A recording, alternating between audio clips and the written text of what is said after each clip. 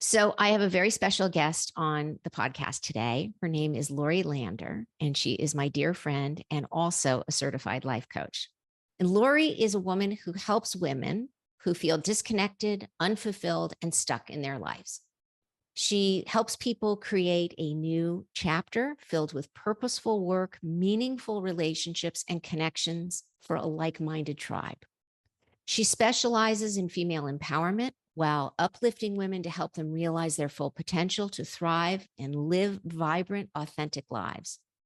And as a mother of three girls, she has passionately dedicated her adult life to female empowerment.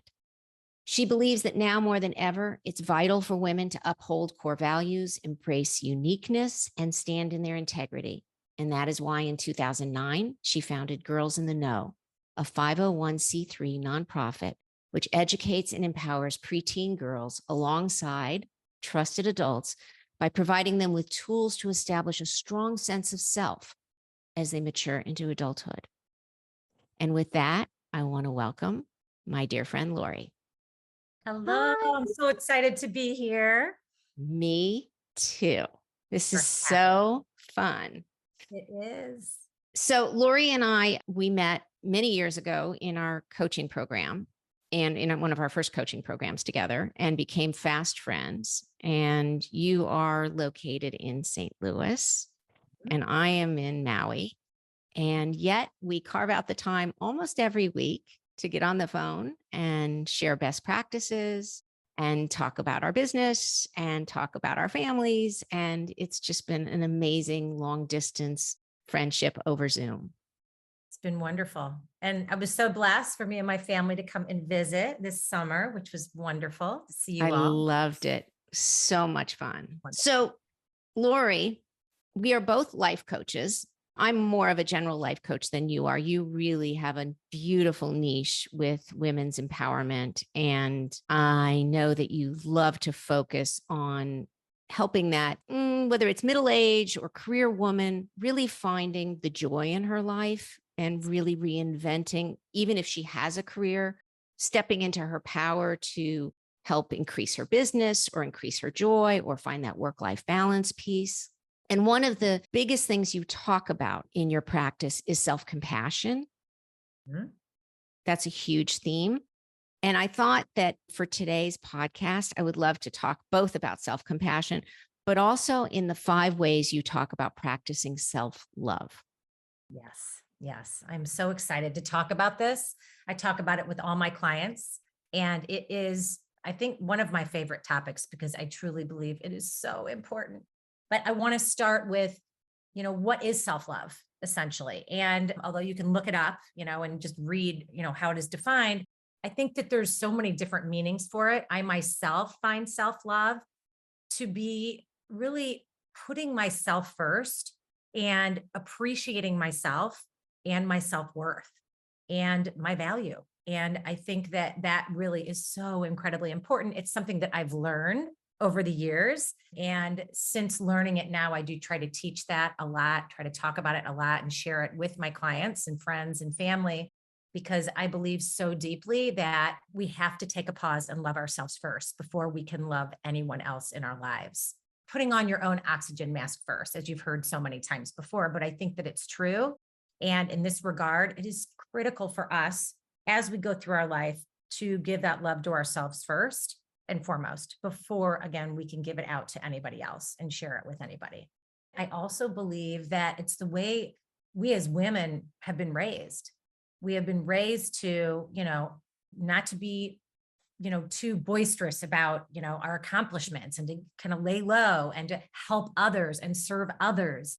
And there really was not much talk at all. I didn't even know what self-love was as a child. I've never even had heard that term since No. I was in maybe my 20s, maybe even my early 30s. I don't know. So also new to me, but I think especially as women, that's how we were raised. We were raised to put everyone else before ourselves and our needs. And Right. so that's why it's just critical now that, to focus on these components of self-love and really shine more of a light on it, talk more But about it. so what have you seen in terms of women who have always put everyone else first? Their parents, their siblings, their husband. or partner, their children, their job, what do you typically see? What are the common denominators of somebody who is not practicing self-love? Such a great question. And I see that often with the clients when they first come to me. A lot of it is anxiety, extreme anxiety. It's stress, it's overwhelm, it's lack of confidence. It's just physically, not only emotionally too, but just physically drained. Because, as we know, we can't pour from an empty cup. We've got to fill our own cups first. So those are really the bigger signs of what I see when people first come to me, is that they are essentially drained. There is no more gas in their tank. They have given it all away, but yet they haven't learned how to fill up the tank, fill up the cup with what they need.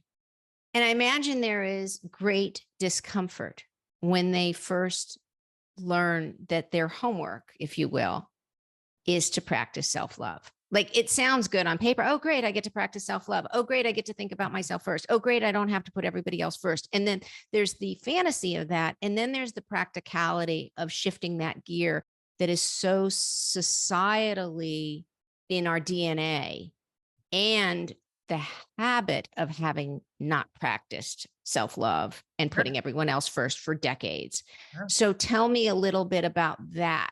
Like, the shift of, oh, really? I'm allowed to put myself first, to the actual doing. What kind of pushback do you see? What kind of discomfort do you see? Yeah. Well, first, it's helping them define what that means for them. Because again, Mm, very different meanings for every single one of us, and again, for me, and I'll list some of the things that are most important for me and how what I believe defines self-love. But I think first it's them gaining clarity on what helps them feel good about themselves. mm, They do, what have they done in their past that has helped them to feel better about themselves, and really to mm, go back to success leaves clues. And once they have a deeper understanding of, well, gosh, when I did this, that really made me feel good. I haven't done it in a long time, but that really made me feel good. So once they start to, kind of feel like they're connecting again to what they used to do, and that connection of, wow, when I did this, I felt better.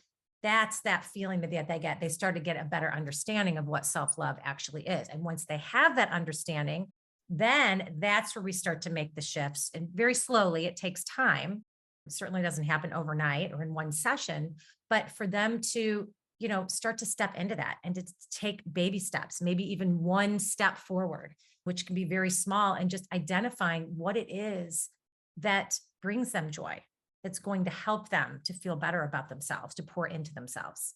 I love that. Do you ever come across somebody who has spent, either due to circumstances beyond their control in childhood, or being in toxic relationships their entire life, or just having been a workhorse?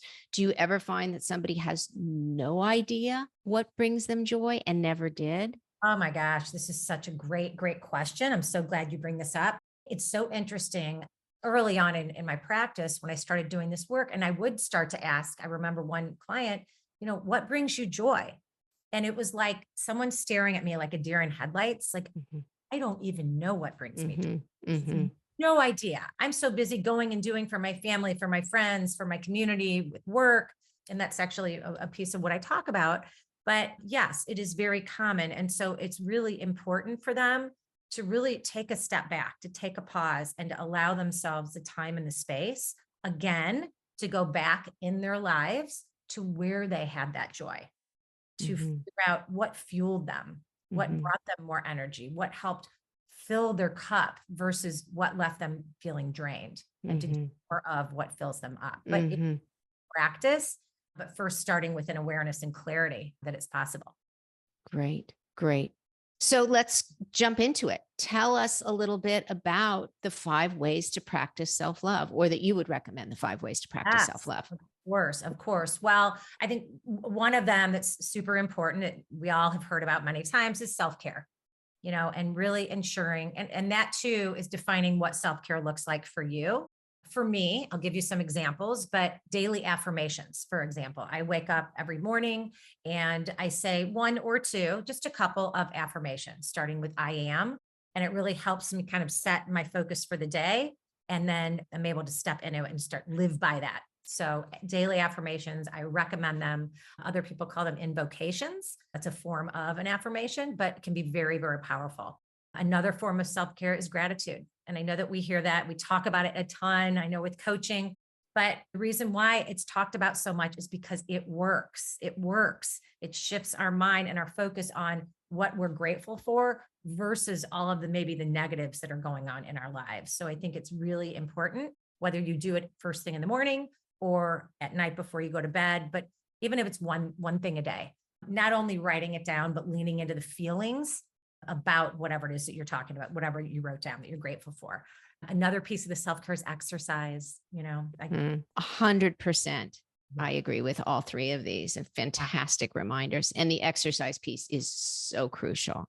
Yeah, it is. And I mean, I can go down, my list, but meditation, is another important piece of it, and getting enough water and sleep, eating healthy, and celebrating your wins. I think that that's something really important that a lot of people struggle with doing. I think is so critically important with self-care is celebrating. And no matter how small the win, it doesn't mean you have to run a marathon or, it doesn't have to be huge. It can be something as small as I just meditated for 1 minute. Take a pause if you did that and you're not used to doing it, and celebrate yourself and say, you did it. You did it. You put your mind to it. You said you were going to do it and you did it. Because I think that oftentimes we get so caught up in what we didn't accomplish that, Yes. that's where we go. So we want to make Yes. sure we're shifting our mindset over to the wins. And another piece of self-care, which I think is important, and I sometimes time block it in at my schedule, is to simply do nothing. I mean, I will write it into my calendar that I just want an hour to do nothing. If I end up kind of falling into something else, great, but it's just having white space in my day. Another piece. I love that. Yeah. The celebrating the wins, going back on that, something I've talked about in prior podcasts. There's a book, a New York Times bestseller, a book called Make Your Bed. It was written by a rear admiral in the Navy. And the power of making your bed every morning gives you that first win of the day. And what he talks about is if you accomplish nothing else, in order to make your bed, you have to get out of your bed, by the way. So at least you're awake, you're out of your beds, you're actually 3 wins, and then you've made your bed. And the idea is that you've accomplished something and you've started a routine, which again goes into, the other books like Atomic Habits and Tiny Habits, all of which are kind of foundations for the type of work I do, which is just having good daily habits so that you have a good mindset for the day. But making your bed is a win. And even if you have a lousy, terrible day or an unproductive day, or, you lose a client or you had a fender bender or something like that, you come home at the end of the day, your bed is made, you're reminded again, I accomplished something today. Yes. So good. Yes. And then of course, one accomplishment usually attracts another accomplishment because you're like, I did that, so I could probably do this. Yes, very much so. So I love that. I love the celebrating the little wins. And I think, again, going back to women in society, we so often were shamed a little bit for celebrating ourselves because bragging is like not a good thing. And you never want to talk about, yourself too much, but there's a difference. And I think you should speak to it on what does it mean to celebrate a win without being braggy. Right. I mean, I think that you summed it up, but essentially it's literally what celebrating. It doesn't necessarily mean you need to get on a loudspeaker or you need to get onto social and tell the world that, for example, you just made your bed, but it's really turning it inward and just acknowledging what you have accomplished, no matter how small. Which comes full circle back to this topic, which is the self-love. So you're not making your bed so that somebody will compliment you that you make your bed. You're making your bed for your own satisfaction. You're not looking out there. You're going inward for the accolades, which is really important. So that's number one. The second piece is, which I think is so important too, is learning to say no. Really say no. And I heard this, probably about 8 years ago from another coach that said, if it's not a hell yes, then it's a no. And it's always resonated with me. And really it was a light bulb moment for me because it made me realize, wow, how many things do I say yes to out of obligation or because Mhm. I have committed in the past, or simply because I feel bad about hurting someone else's feelings. Yeah. And this was a huge shift for me, really, in my own life. And I've been teaching this quite a bit to my clients on practicing what I call a great strategy is practicing the power of the pause. Mhm. And rather than that knee-jerk reaction, as most of us like to do, is sure, absolutely, sounds great. Yes, definitely count me in. To be careful and be conscious that from now on you will say, let me get back with you, you know? And I know this may sound simple, but for many it's not so simple. And just by practicing that pause, and even if it's 5 minutes, it gives you just a moment to give yourself an opportunity to respond versus reacting. And, go ahead. You're gonna No, no, no. I was just going to say yeah, it ties in so beautifully to scheduling your white space yeah. because I did an episode called The Power of the Pause, but the power of the pause was all about like if you're tired, take a nap. If you Yeah. need to re energize yourself, meditate for 5 minutes, pause before reacting to something, negative. So this is a great reminder for people like me because the way my perfectionism or recovering perfectionism manifests is not procrastination, which is a typical form of perfectionism. Mine is the let me do it as fast as I can so Mhm. that it's off my plate. It's the other end of the spectrum, but it's the same disorder. Yeah. And so when people text me, I text immediately back with a firm answer. And I don't even pause to think, do I want to? Can I? Don't I? I want to respond Sure. quickly. And I do the same with emails and I tend to do the same with phone calls and mostly with invitations. And so this reminder, that power of the pause is such a good one to take a beat. Let me check my calendar. Let me Yes. get back to you. That Yeah. sounds fun. I'm not sure yet. Exactly. So Exactly. good. Even if you know you may want to do it, give yourself a little time because I think what's really eye opening, another exercise you could do is to go and take a look at your calendar, even a week out from here to a week from now, and circle all the things, the commitments that you have on your calendar that are things that you don't necessarily want to do, but you did it out of obligation or commitment. You're not jazzed up about it, but you just feel like if you don't, you're a bad person. And it'd be interesting to see how many circles you have on your calendar. And then moving forward, be more clear about what you actually schedule in. Because it's important. Of course, we're going to have things that we need to go to from time to time. But for the most part, I can say I have gotten to the point in my life to where when I look at my calendar now, almost everything on there is now a hell yes.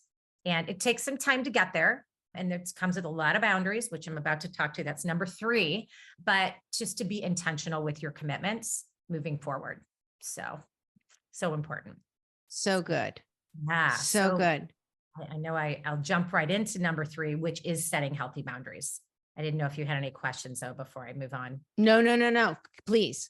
Okay, And great. Great. boundaries is it's just one of my favorite topics because it's one of the hardest things for women, especially to navigate. Because again, when we're sort of conditioned to always serve others or meet other people's needs or, be the matriarch of the family or whatever it is, we tend to not have any boundaries. And the fastest way to burn out is no boundaries.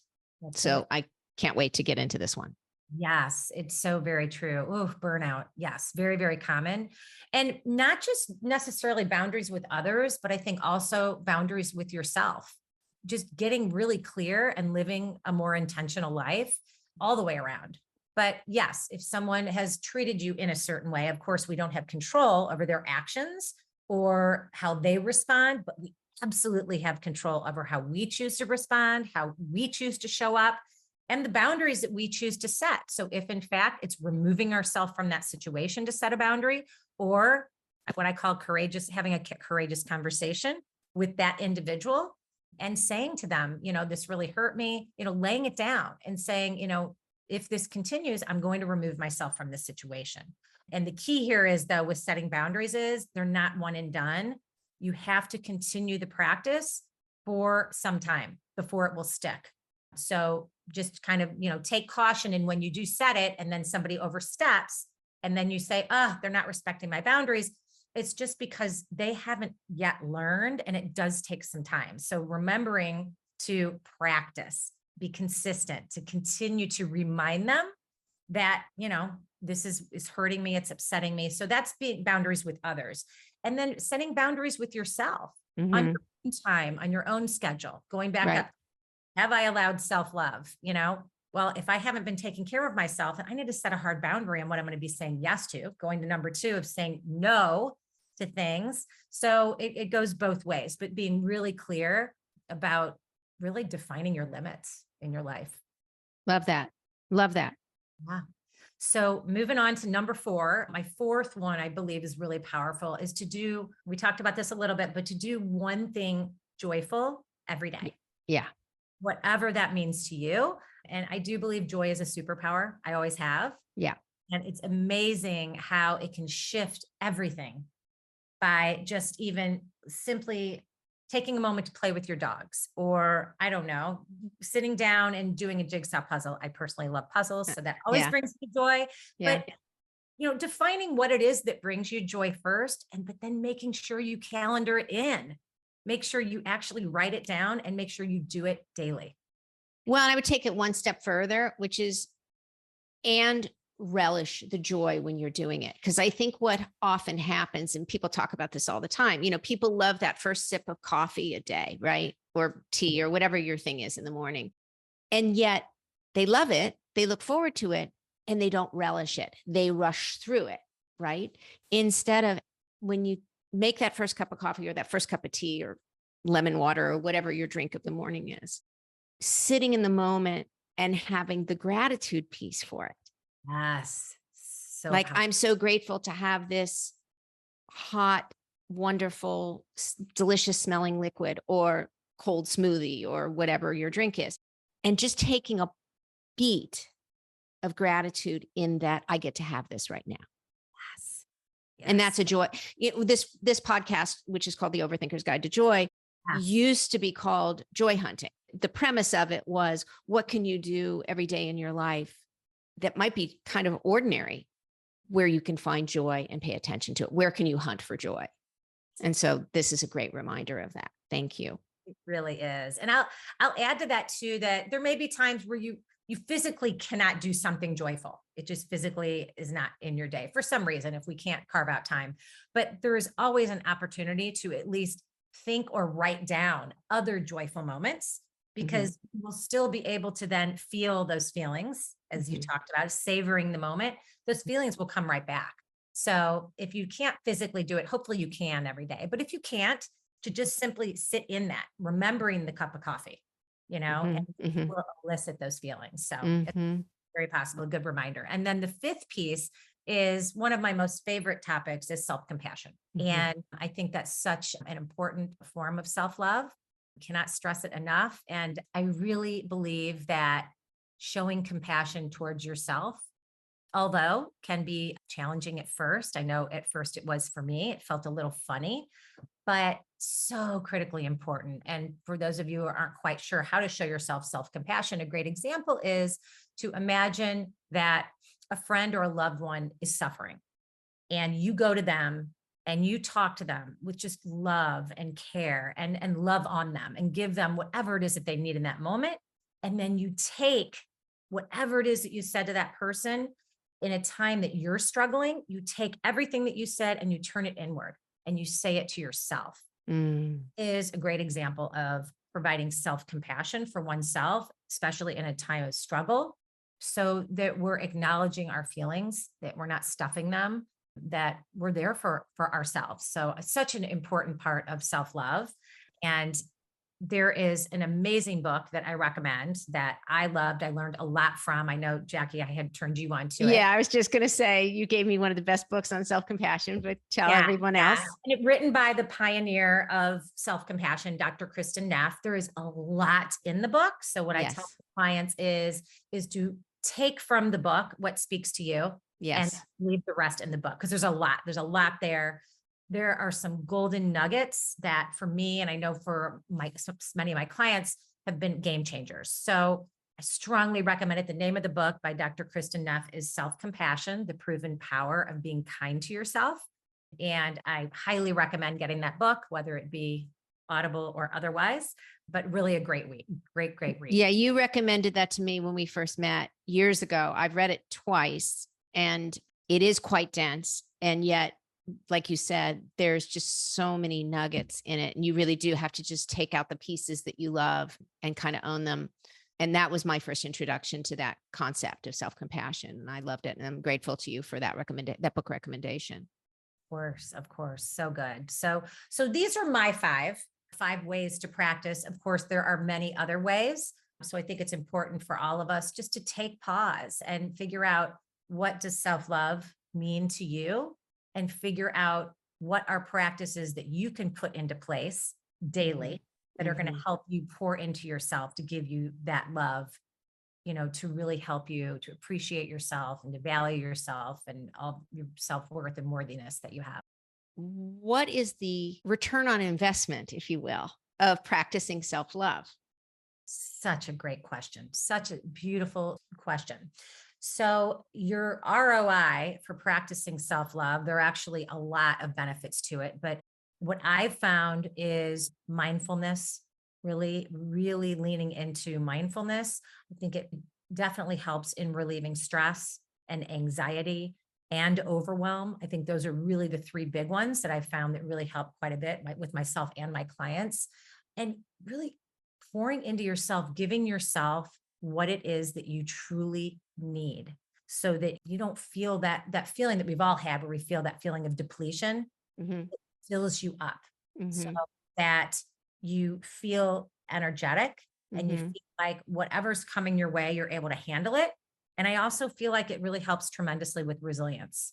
So there's Mm-hmm. a lot of factors, a lot of benefits to practicing self-love that I think that we all can continue to learn from. I will say, and I will stress, it is a daily practice. I wish it were Oh, done. It is a daily practice all across the board. for my listeners, they know in every single episode of this podcast, everything I talk about is a daily practice I bet. on a little micro level. Like, it's never a big swing. It's always a tiny little baby step, and it's always a daily practice. Yeah. For me, one of the other benefits or return of investment of the practice of self-love is when we develop a healthy relationship with ourselves. That Yes. is one in which daily self-compassion is exercised, and one in which daily self-love elements, like all the ones you gave, are exercised. We start to attract healthier relationships, Oh, prosperity, and actually even physically good health into our lives, because it starts with the foundation we create for ourselves. And that's not why we do it.